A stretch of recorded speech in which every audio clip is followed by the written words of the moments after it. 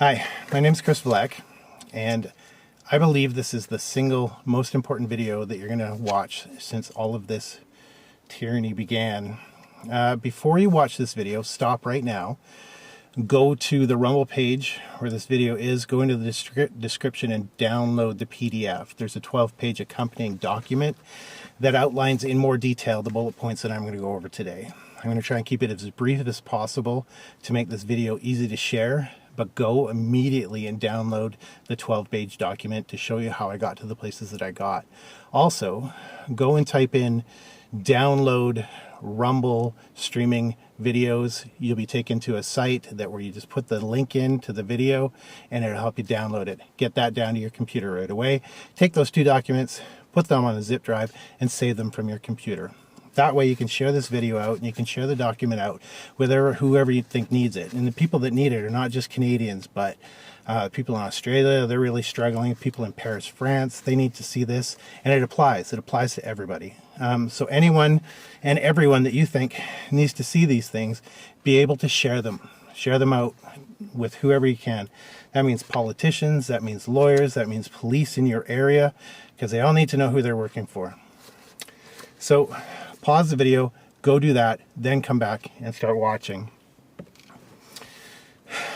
So I'm going to start by just saying a lot of my experience is within advertising, marketing, and communications. I've been in communications for 20 years now. Part of that experience is with PR and being on the inside of newsworthy events. I've seen two things. Number one, news outlets lie. Make no mistake, they lie. And number two, when people don't have enough information, they tend to start to fill in those informational gaps with their own fears. And out of those fears come some pretty fantastical stories, some very dramatic things. And 9 times out of 10, the real answer is really not quite as dramatic. And I think we might have a case of that going on right now. And the thing I've been struggling with, and you'll have to forgive me, I'm not good at talking without editing a video, and I'm not going to edit this video. I just want you to get the information out there. And now that you have it, you can follow along with me in the documents and whatnot. So I think the answers to all the questions, and I'll get into those questions, lie with one simple piece of the puzzle that I don't think anybody has, or at least nobody has talked about it yet. And that is this. Everything that you think is going on probably isn't as crazy and fantastical as you think it is. It's all about the money. And if you just follow the money, I think a lot of everything that we're going through is going to make sense. So that, again, I'll get back to that. So in the document, I'm just going to run through it in bullet points. Part 1, we get to the Vanguard Group. And who is the Vanguard Group? Well, the Vanguard Group is a large investment firm. And I believe they're the largest firm in the world. Now, a lot of people think that's BlackRock, but there are 2 reasons why I don't think that's true.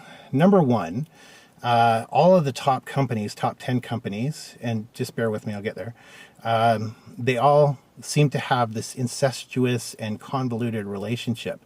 BlackRock and Vanguard being, the top 2, along with like State Street and other things like JP Morgan and Morgan Stanley, Berkshire's on there. They all seem to own one another, and it's all very confusing, and I think that's intentional. So if you go to Yahoo Finance and you type in, let's say, Apple or MasterCard, or for example, SNC-Lavalin, you're going to find that the Vanguard Group is at the top of that list. So you type in Apple into Yahoo Finance, and then you go over to the Holders tab and you find out who the top shareholders are. You're going to find it's the same companies over and over again. So using Apple again as an example, you type in Apple, you go to the Holders, and you find out who owns Apple. And then if you go to BlackRock, which is number 1 in a lot of people's minds, then you find out that they're part owned by several people as well, and their holders include the Vanguard Group. But if you go to the Vanguard Group, that's where the trail goes cold, and that's because the Vanguard Group has a unique situation, and that situation is all of their clients are sold part ownership in the company. So even though they're a public company, you can buy stocks, their shareholders are protected by client confidentiality. So we don't know who actually owns Vanguard Group. But their clients break down to 25 million clients and about 60,000 flagship clients. Out of those flagship clients, there's flagship, which are $1 million to $5 million investors, and select flagship clients, which are $5 million and plus. Okay. So from here on in, when we talk about what benefits Vanguard Group, we're really talking about mostly those select flagship clients that are 5 million and up. Okay. So that's point number one. You need to know about the Vanguard Group. Go to Yahoo Finance and start looking at any company that you want. How do I know that Vanguard's probably number one? That's in the document. It's in part 1C. Isn't BlackRock number one? So that brings us to why Vanguard matters. So great, they're a successful company that has their fingers in the pie of every single corporation, bank, manufacturer. If you eat it, smell it, wear it, watch it, listen to it, apply it, spend with it, travel with it, Vanguard owns a piece of it. And if you do some forensic accounting, you're going to find that even though it says they own about 6% as the top shareholder in a company, if you look a little deeper, it's really usually about 10 to 15%. So, and they own so many things that it's safe to say that Vanguard owns, or at least makes 10 to 15% off of most of every single sale on the entire planet. So Vanguard matters. And when I say they own controlling our major shares in most of these companies. And since the companies want to please the shareholders, they pull a lot of weight. Okay. So that's the global picture. Now, if you're not sure why that pertains to you, it starts pertaining to you when you see things like lockdowns and you start asking the questions, why did they lock down small business and churches, but they're sharing pictures all the time of people packed to the rafters in Costco or Walmart? So why did the social distancing really not apply to Costco and Walmart? Well, that starts to make sense when you find out that Vanguard owns Costco and Walmart. So it's profit. So they're taking money away from small business and putting it towards large business. Who also made most of the money last year? Amazon, owned by Vanguard. Now, it really starts to make a lot more sense as to what else is going on. And this starts to get where it's really frightening. Would you consider it collusion or racketeering, or would you have a problem with the fact that Vanguard owns Twitter and Facebook, the two biggest companies that are trying to censor alternate information against the vaccine and the lockdowns, while shaming you to anybody who doesn't want to get the vaccines or against lockdowns? You're calling it anti-vaxxers or science deniers. They're working actively at doing that. They're owned by Vanguard. But Vanguard also owns Pfizer and Moderna. So the companies telling you to get the vaccine are also owned by the same company who are selling the vaccine. So you can see where this starts to become a problem. Okay, now I know you're going, well, that's Moderna, so what? What does that have to do with governments? Wait. I'm going to Perry Mason the hell out of this thing. Okay, so that brings us to part two, which is the World Economic Forum. Why the World Economic Forum matters is going to make complete sense in a second. Most people think the World Economic Forum is pulling the strings. Well, why wouldn't you? Because there is a stereotypical Bond villain at the helm. Everybody thinks that, sure enough, they're pulling all the strings, right?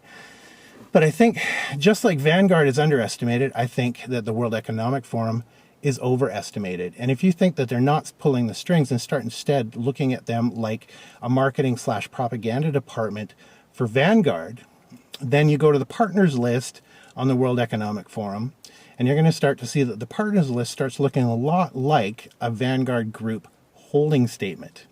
So these are all the companies that they own. And they're right there. When you start looking at the partners, this is why I think Vanguard's at the top, because on the client list or the partners list, you can find BlackRock, but you can't see Vanguard. Where'd they go? Why don't they want to be on the radar there?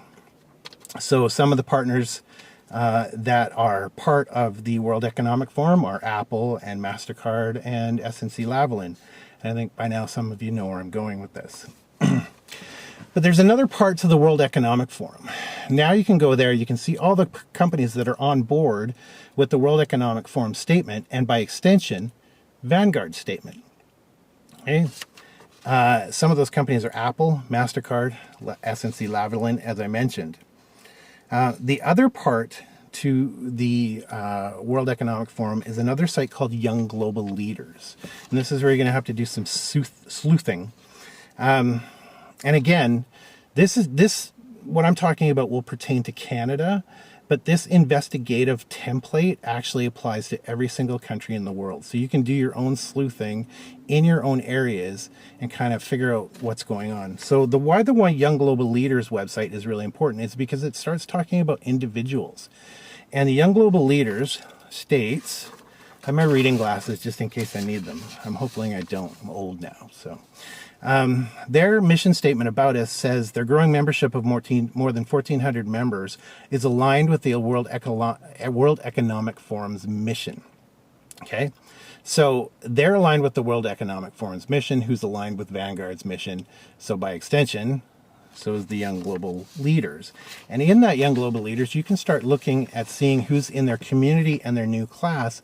And this is where we start finding out which politicians are actually involved, which corporate leaders like, what's his name? Facebook, Mark Zuckerberg.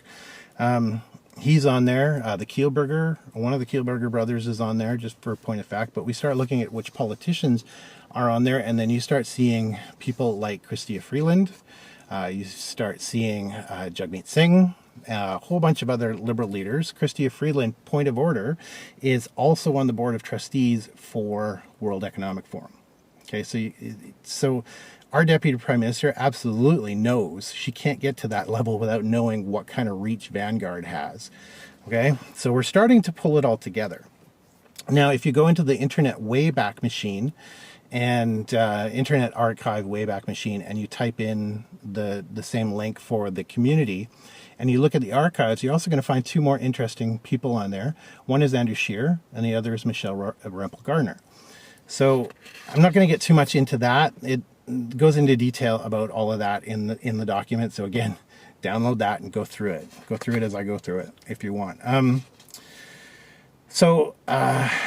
Quickly, we've now connected certain politicians to Vanguard that way.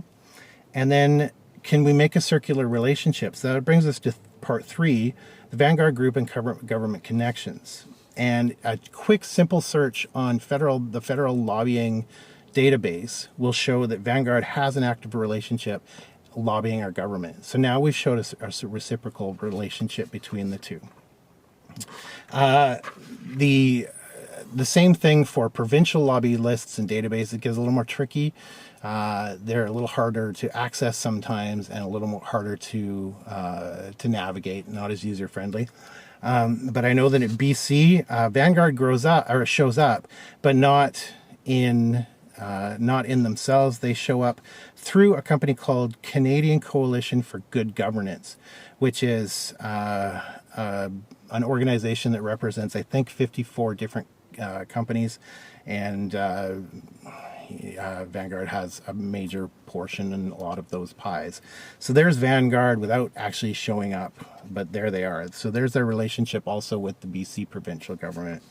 They're different provinces. You guys, there are people who know how to go through these registries and databases way better than I can. So have at it for your own provinces and start doing your own investigations. So that brings us to part 4. Just because we say that there's something going on globally, and just because we can show a relationship circular with the two entities, does that mean at all that it's having any influence on our government? Which brings us to our part 4, which is Justin Trudeau. And a lot of you smart people have already seen where I'm going with this. You just need to look only as far as the news and look at where Trudeau has given money inexplicably to different companies like Apple, like MasterCard. With Apple, $60 million, MasterCard, $50 million, SNC, so much money to SNC Lavalin, and broke the law. And they're not supposed to operate in Canada ever again, yet they're operating in Canada still. So they've still been getting contracts through different companies, through the government. Who else? We Charity, almost $1 billion. We Charity is World Economic. We Charity is absolutely aligned with the World Economic Forum, as you can see on the Young Global Leaders as the Kielburger shows up. So it shows a relationship there. So there's almost $1 billion there. Other money, BlackBerry, Loblaws, Canadian Tire, Vanguard shows up there as well. And then the last thing is there any personal gain to Justin Trudeau with this? And you just have to do your Internet Archive search again and look up Justin Trudeau's celebrity net worth. The archive in 2015 says estimates his net worth at $1.5 million, and in 2021 it's $10 million. Now he has a salary of, sorry about the glasses, I'm old. Salary of, what is it, $358,800 Canadian. So doing the math on that, where is my math on that? If he spends no money in the past 6 years, he should not have an added $4.8 million. There is $4.8 million that is unaccounted for. I think his salary should be $3.6 million, and it's almost $10 million. So we're looking at, there's a lot of money. So in those bullet points, I think I've more than proven that there is racketeering collusion going on the global level with Vanguard. I think I've proved a relationship circular with certain members of the government and Vanguard, ultimately through extensions, Vanguard. And I've also proven a personal gain that Justin Trudeau can't explain in all of that. All of that, to me, more than meets the minimum threshold of proving that there's collusion and racketeering going on by both our federal governments and our provincial governments. So how does racketeering and collusion occur? I'm alleging it is through Dr. Tam and supporting provincial states of emergency through Dr. Tam and a federal state of emergency. These lockdowns reinforce aggressive policing, threats of imprisonment, and financial penalties. They've been proven in this document to generally benefit the Vanguard Group's flagship clients more than local businesses, telling the people early in 2020 that the only way to end this pandemic is when we have a vaccine. It's important to note to this point that in the last 20 years, a successful COVID vaccine has not been achievable. How was it in early 2020 Justin Trudeau was so sure that the only way out of this pandemic was going to be through a vaccine? Reasonable science would have said that can't be our only goal because it hasn't been achievable up until now. But he was so sure at that time. By telling you that there's only one solution, that's racketeering by definition. So he's already got the solution. He's going to force you to take that solution. That's what that is. Okay, that's a criminal act. And then ordering and securing millions of doses of vaccines before they had been approved, which means they were never not going to be approved. They were always going to be approved. And again, this just increases sales of vaccines, so therefore that benefits these flagship clients.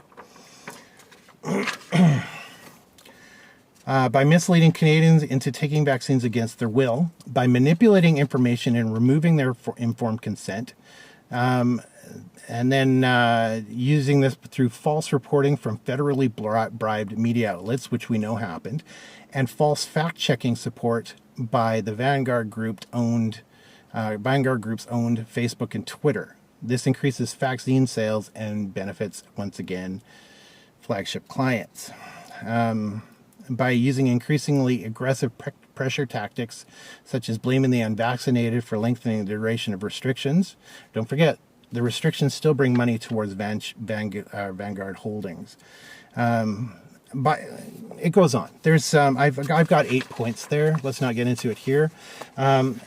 So we can't prove directly at this point that any of these politicians are actually Vanguard client owners, but I think I've met the minimum threshold of suspicion that warrants an investigation into racketeering and conclusion.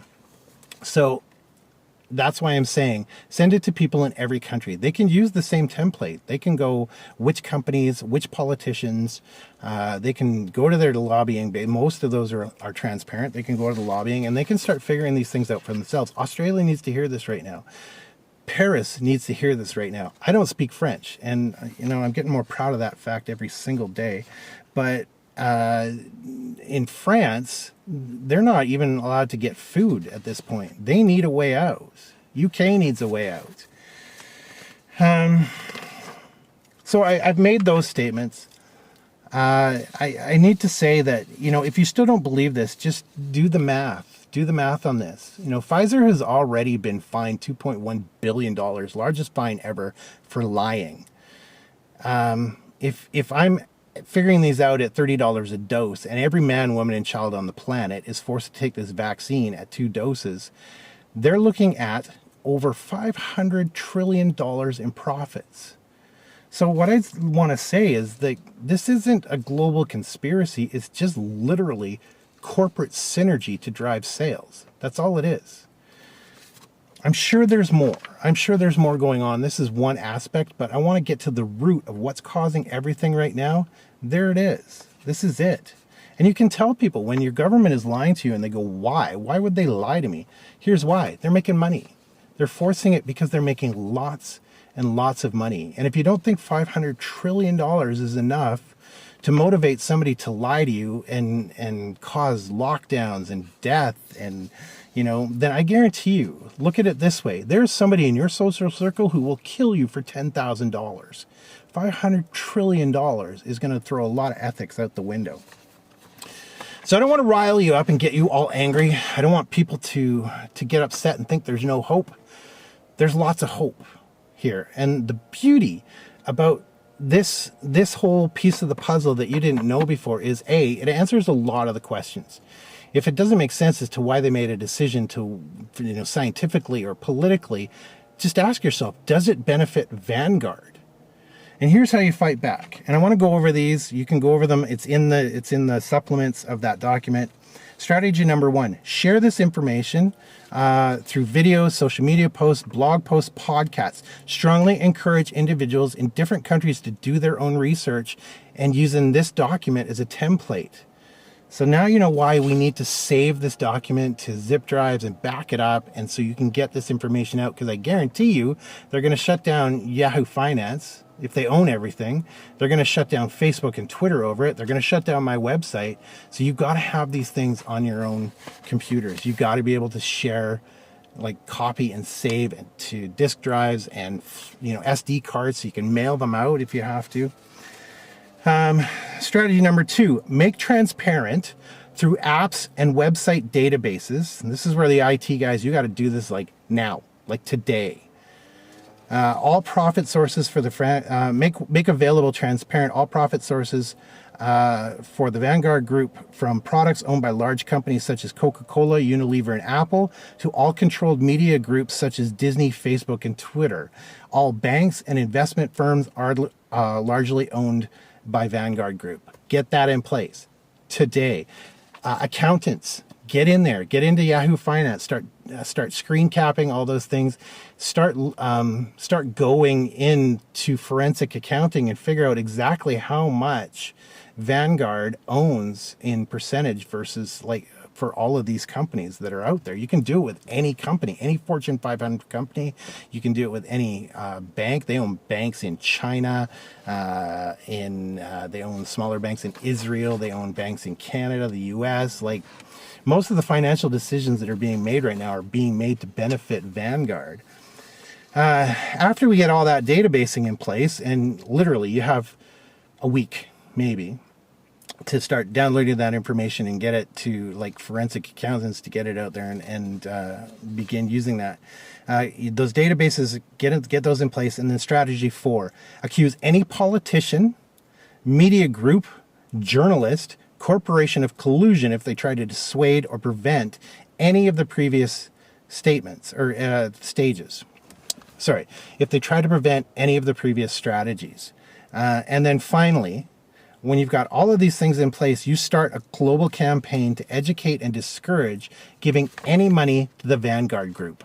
I know historically as a people, we've really sucked at coming together and fighting against this tyranny. We've had different groups doing different things, but here you go. I think it's because we don't have a global umbrella strategy. So here's how you do it.